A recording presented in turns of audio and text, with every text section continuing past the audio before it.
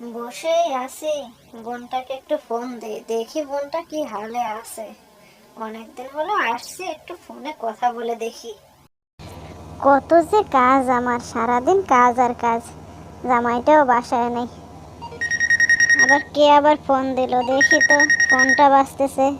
কেউ আবার ফোন দিচ্ছে আমাকে। হ্যালো, কে? লাভলি নাকি? আরে, কেমন আছিস তুই? সেই কবে গেছিস, আরে এখন আমার কথা মনে পড়লো বুঝি তোর? হ্যাঁ হ্যাঁ আপু, আমি ভালো আছি। তোমরা কেমন আছো? কি করতেছো আপু? কি অবস্থা কাটছে তোমার দিনকাল? আমি আসছি একটু খবরও নিলা না। তা দুলাভাই কেমন আছে শুনি? দুলাভাই ভালো আছে নাকি? আমার কথা ভুলেই গেছো নাকি তুমি আর দুলাভাই?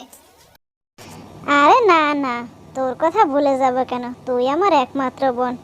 আর তোর দুলাভাই, সে তো তোর কথা ভুলতেই পারে না। কি এমন জাদু তুই করেছিস, সারাক্ষণ তার শালির কথাই বলে। আমার থেকে তুই নাকি বেশি সুন্দরী। ব্যাস, আর তুই কখনো আমার এখানে আসিস না। আমার জামাই তোকে নিয়ে খুব মজা করে। ও মা, তাই নাকি? তোমার জামাই আমার এত প্রশংসা করে, তাহলে তো আবার আসতেই হয়। কি আপু, হিংসা হয় নাকি জামাইকে ভাগিয়ে নিয়ে যাবো তাই? আসতেছি আবার। খবরদার বলে দিচ্ছি লাভলি, তুই এখানে আসবি না। আমার ভালো জামাইটাকে তুই এভাবে পটিয়ে পাটিয়ে আমার কাছ থেকে ভাগিয়ে নিস না। তুই যদি আমার বোন হস, তুই আমার এখানে আসবি না। মনে রাখিস, আমার এখানে আসলে আমি কিন্তু সত্যি অনেক রাগ করব। ফোন রাখ এখন, তোর সাথে আর কথা বলতে ইচ্ছে করে না। বোনটা আমার রেগে গেছে।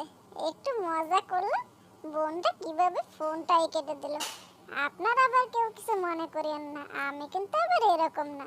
আমি একটু বোনের সাথে মজা করছিলাম, এই ছাড়া আর কিছুই না।